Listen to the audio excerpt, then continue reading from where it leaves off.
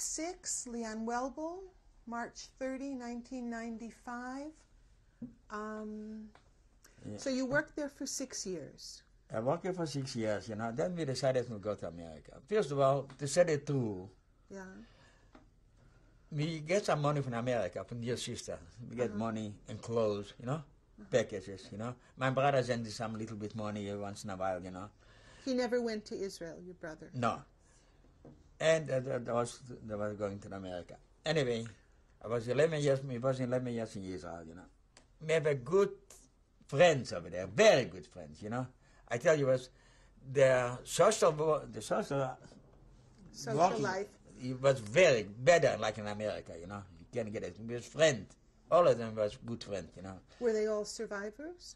Yeah. Was survivors, not survivors even from the old town, from an old town, from my little town, was people over there, From Luna. In Luna, We was playing in cart over there, they invite us, they come over to our house, I will show you pictures, We was very friendly, over there.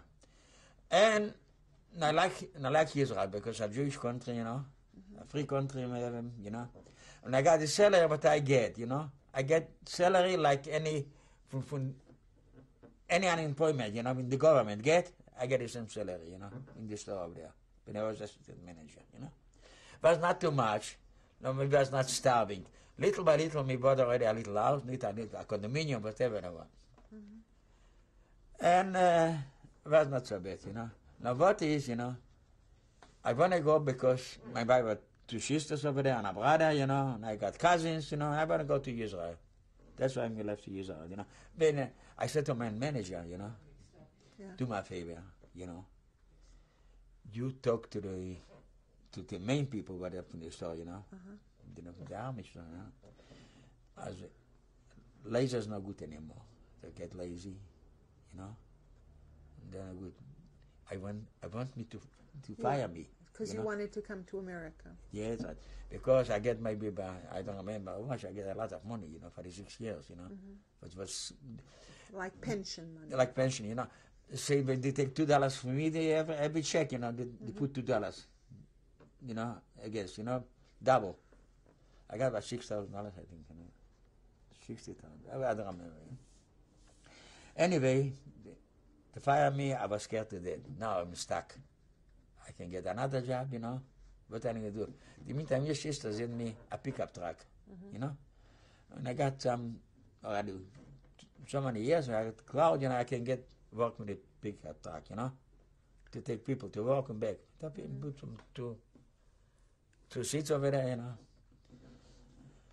And finally I got a visa, Because my wife is Czechoslovakian, you get schneller, faster visa. Yeah. So when did you come to America? We come to 57. Anyway, that's my cousin. I will show you. That's my cousin. There was a Sonderkommando too. Yeah? That's his wife. They live in Israel. That's his wife. Anyway, I want to tell you. There was my little town Luna.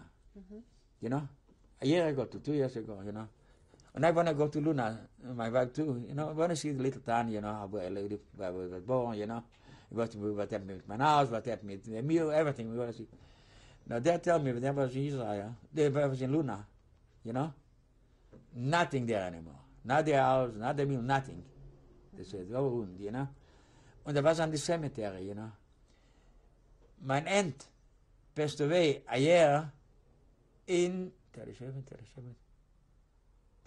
in 37, yeah. In 37 she passed away, the burial, my aunt. And this is the only stone she left. They left at the cemetery is only my aunt. They said, well, but maybe you can read it. No? Can you see something? I can't make out very much. Yeah? You can see Welbel or not?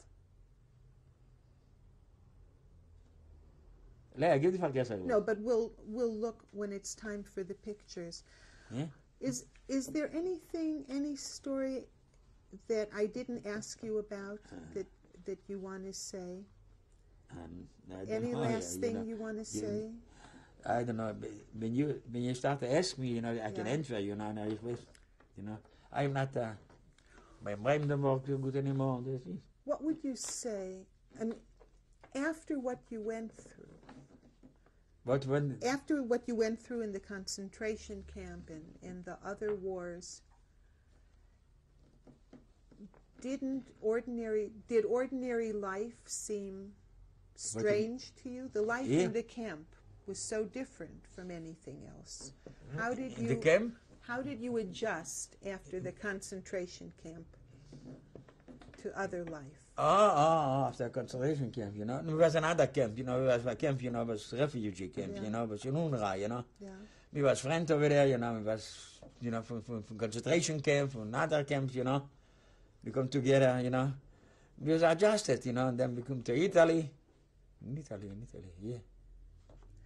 Because the things that kept you alive in the camp were the opposite from the things.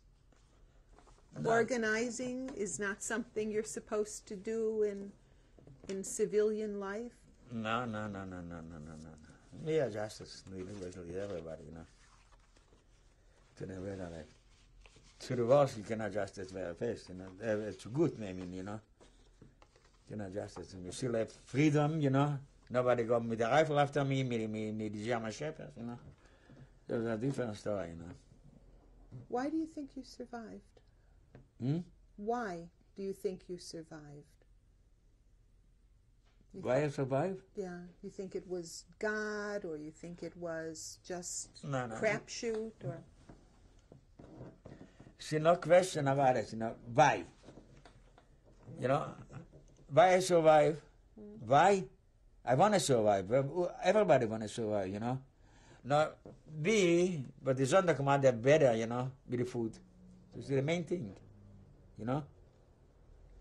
But now the Sonderkommando were killed very often. Yeah. That's the only commando, but I was the last one, you know. Yeah. They don't kill. They take out the people and kill them, you know. I'm still left over. Still the transport, you know, still the crematoriums was working. They don't change that, you know. But it's not too many work, you know. They send out 50 people, yeah. You know.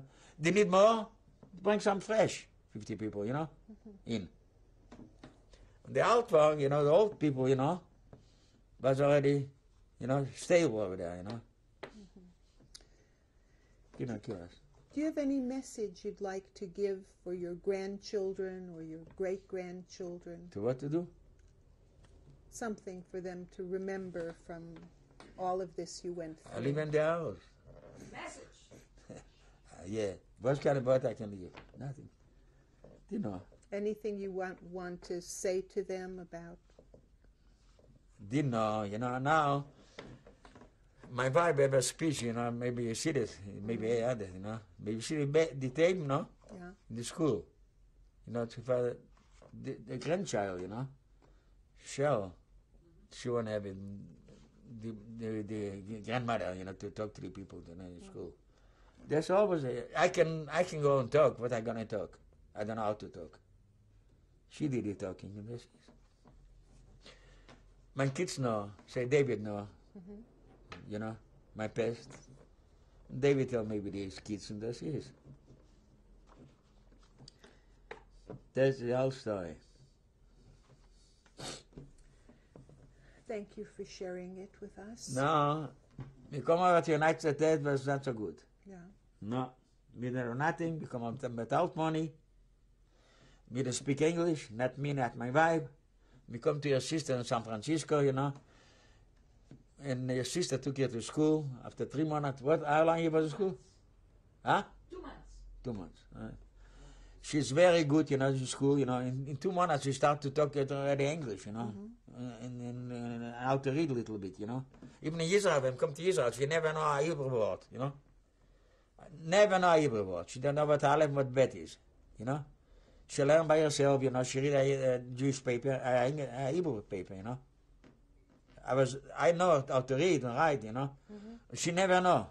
She learned by herself, you know. The same thing with English, you know.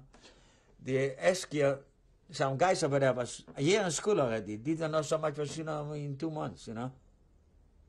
Oh. to read and write.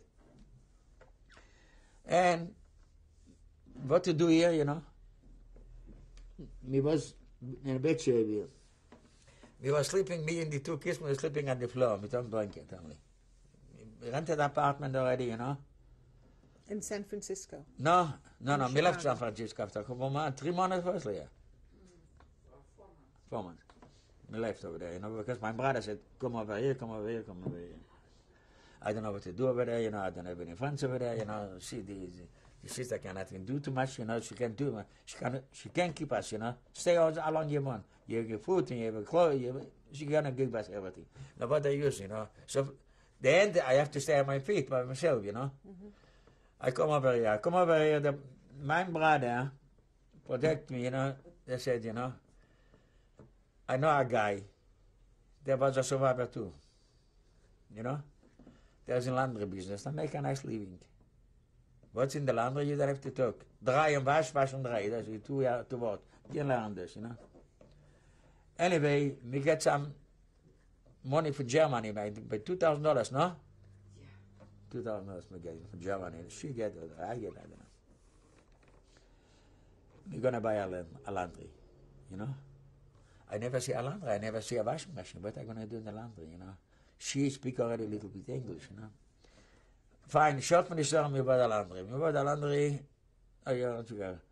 And Marshall laundry, right? Yeah. A street Marshall, you know. Dat is... Marshfield. Dat is bij Lincoln Belmont. You know where Lincoln Belmont? Yeah. By Lincoln Belmont, over there, you know. We bought the $2,000 down payment, you know, with a partner. The other partner, they gave $2,000. The laundry cost us $14,000, just the laundry to buy, you know. And we have to pay rent over there. We start to work, you know, we have argument with that guy, you know. That's still that they're gonna be somebody gonna interview him too. Anyway, there's come together with my brother 10 years before me, you know. They was working a company, you know. Anyway, we bought the laundry, there was the talker and I was the worker, you know. And before we bought together, you know, it's going to be enough money for 2 families, but not one must go, you know. And who must go, I have the chance. Or I can go, or I can stay. They have to go. Anyway, after a couple of months later, after 6 months, you know, the laundry was not good. We didn't make a living, not her, not me. I said, you know what, Lou, leave this, you know, I will pay you off with the time, you know? I'm going to stay in the laundry, you know. And my wife, I talked to my wife, listen, David was 4 years old, you know. You have to leave the kids by himself, you know. Mike, the older one, 9 years old, right? Yeah. Mike will take care of David, you know. I took him to school, to the kindergarten. Anyway, was eigenlijk niet in the bed that I want to go to school. Anyway, they left us, you know. And I talked with them, I'm gonna pay you whatever, you know. And I said to my wife, well, baby, we go to work too, you know. You talk English a little bit already, you know, and I'm gonna work. And therefore she come over to work, she like it too much, she come over to work, she start to work, you know. And then the people, they come to the laundry, she talk English. They said, you know, she's a greenie, you know, they recognize it. How long you in the country? She said, 2 years, 3 years, what she said?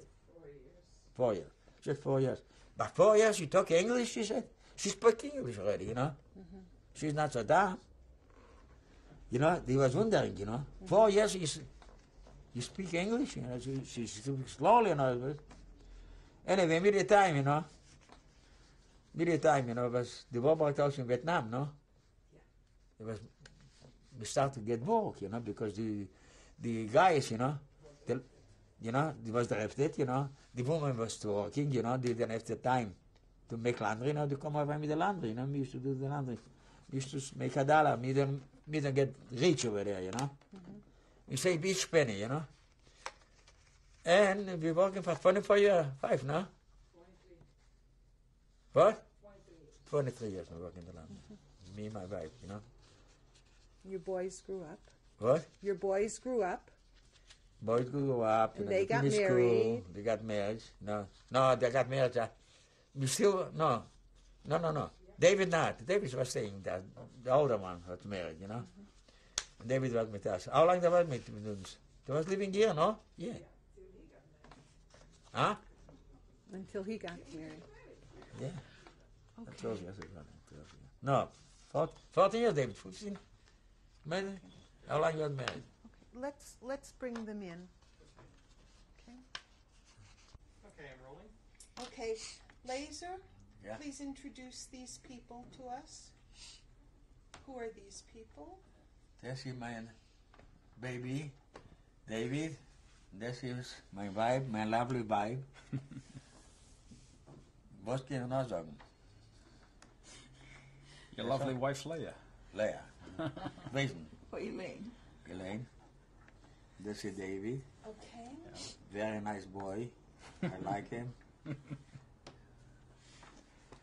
You also like your older son, Mike. I No, know that's that. not here, you know what I'm going to say. Sure, I like him. You like him too, but he's not around. So, David, you are married, I'm married with 2 children. and what are their names and how old Jonathan is 14, and Jessica is she's 12. And my wife, Rita, and I don't think she wants me to tell you how old she is. are they? Okay. And your brother, his name is, Michael and his wife's name is? is Betty, and he's got 3 children, Adam, Cheryl, and Danny. And they are how old? Oh, Danny is 22. I'm sorry, 21. I'll give you approximations. Okay. Cheryl is 13, Uh-huh. and Adam is 14. Okay. And what is your work? I work for the Chicago Police Department's Organized Crime Division. I'm in their intelligence section. And you also are involved in the Shomrim. The Shomrim is a fraternal order of Jewish law enforcement officers, and it's a national organization. I am the president of the Illinois chapter. Do you think you were influenced in your choice of work by your parents being the survivors? I don't know. I tend to think that that's a possibility. Maybe somewhere in the back of my mind or somewhere in my subconscious that would have to be dug out. But certainly their experiences have left me feeling that Jews should always be able to protect and defend themselves and their own. And that might be a reason for my wanting to or having taken that direction. I'm not really sure. Now, here we have, what is this picture? This is a picture of myself and Mr. Simon Wiesenthal, Nazi hunter. And this is a picture of myself with several other police officers when I would work as a bodyguard for Meir Kahana, Rabbi Kahana. And who was Meir Kahana? Meir Kahana was a great political figure in Israel. He was an American, originally from the East Coast, and had certain ideologies that I tended to agree with. Considered a very radical kind of person. When you grew up, did your parents talk to you about their experiences? Certainly. That was rare. It wasn't really rare. I used to hear about their experiences all the time because it came up in conversation all the time. Their friends, the people they associated with, including the few relatives that we did have, had very much in common. The most that they had in common was their Holocaust experience. And of course, things would always be dredged up, and not always in a negative vein, but sometimes even in a positive vein. But it was something that stayed with me all the time, certainly, and even till today, it's something that I think about on a daily basis. And what would you say to them?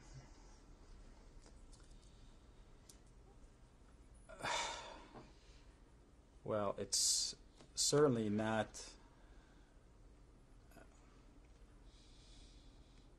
what I would say to them is what their experience meant to me.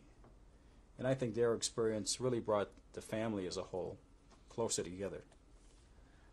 That a lot of misery, a lot of grief, a lot of heartache was experienced. And more so than anybody else that I know has experienced in their lifetime. And the last thing that I ever wanted to do was cause them any more grief and aggravation and trouble. As a matter of fact, the only thing I've ever wanted to do, really, is bring some sort of pleasure to their lives, some sort of happiness to their lives, and make them proud of me, and hopefully influence my brother to do the same thing, and make things easier for them. And how did he do? Wonderful. We're very proud of him. He accomplished what he wanted to do, the job he liked to do. He made a lot of good friends. I think that on his job, I wouldn't believe there is one person who wouldn't know about David, because he's so outgoing and so good and so kind. He would go out of his way. If anybody would need a favor, they know David is there for them. So he's very much appreciated at his office. And every person that I had an opportunity to meet that worked with David, I heard nothing but the best. They made me to be a proud mother of David. David is one of a kind, I was told. There's nobody like David. If there's some occasion takes place, a bar mitzvah, where I meet people that they know David, and they pointing out to one another, see who this is, who that. Oh, this is Dave's mother. They walk over to me, and they say, "Are you Dave's mother?" I said, "Yeah." "Oh, Mrs. Welbel, you got a son. There's nobody like him." David is very special with the many, many people. That makes me to be a proud mother. Okay, Leizer, you have the last word. What do you have to say to your son, to your wife? But I know. Well, what do you have to say? Anything to me or anything to Mom? To both. Okay. You're very nice people. You, and your mother, and my wife.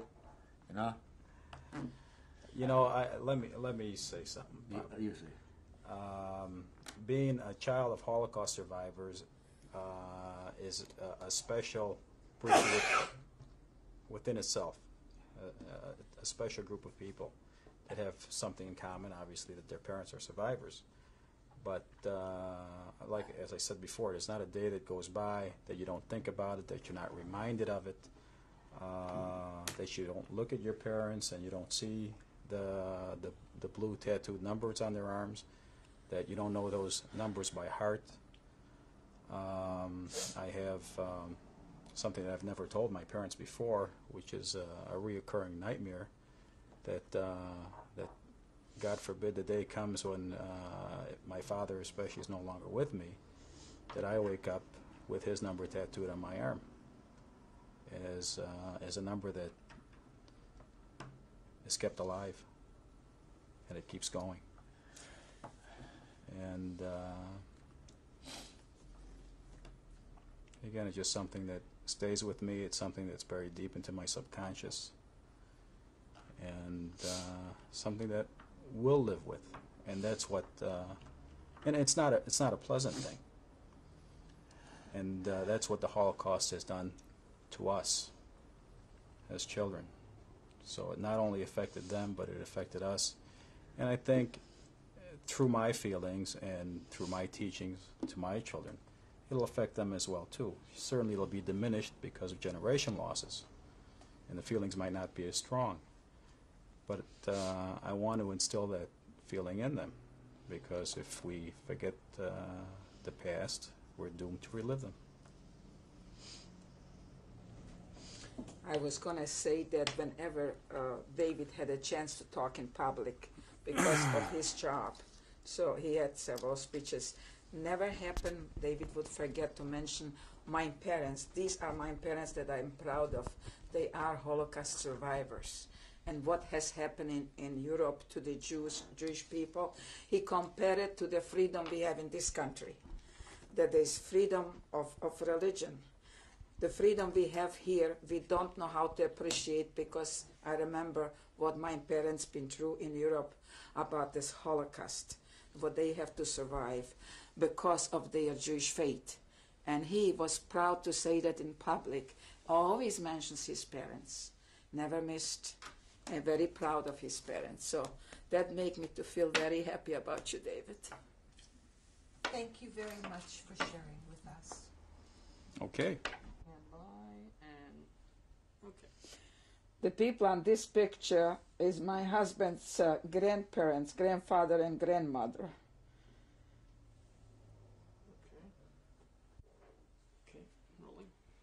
Okay, the rest of the people on the same picture, all of them have perished in Auschwitz.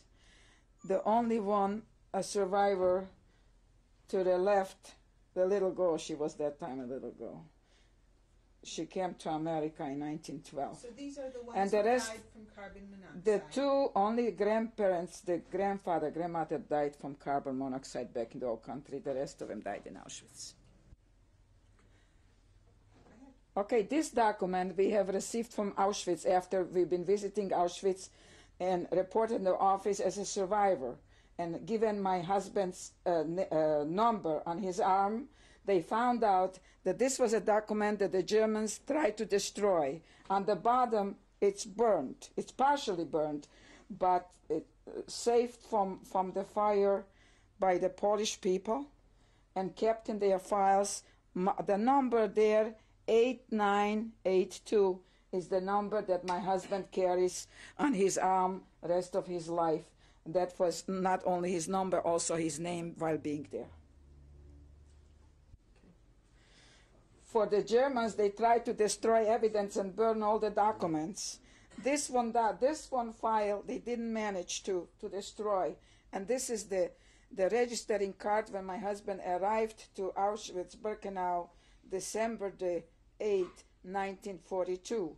It says here in the Polish language his name, his birth date, when he arrived, what date, and for what reason. It says as political prisoner, also as a Jew. And this is the document that we can prove. Oh, it's very good. Alrighty, I'm rolling. The man in the center of this picture is someone who comes from the same town my husband comes from. My husband has saved his life. So this is something that my husband is very proud of, that he had the opportunity to do it. To the left, the first, Is he ready? Yeah. first, okay, the first person to the left, his name is Mr. Cooper. He's the husband of Hasha Bayarsky, the third person from the left, that my husband has saved her life. She was very thankful. She came all the way from Argentina, where she resided, to thank my husband for saving her life. Now, her friend, the last to the right, her name is Irene Lozovsky. She told me in person, she says, not only Hasha, he also saved my life in Auschwitz, and I'm thankful to him too. This man to the right, his name is Chaim Poslushny. He resides still in Israel. I hope he's still alive. He has told me himself that my husband has saved his life twice in Birkenau, and he's very thankful to him that he's still around today.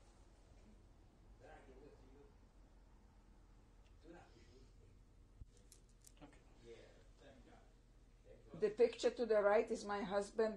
The picture was taken back in the old country when he was 19 years old, and that's the only picture he's got a hold of through relatives after the war. Otherwise, he has no pictures from back home. The picture to the left is taken in Israel in 1948 when he was fighting the war, the Independence War, 1948, and this is the picture we have from there. Go. Okay, this is the family picture, that something that we managed to do after survival. Not only we have to survive, my husband and I, that the Nazis didn't want us to as Jews, but we also managed to build a brand new family.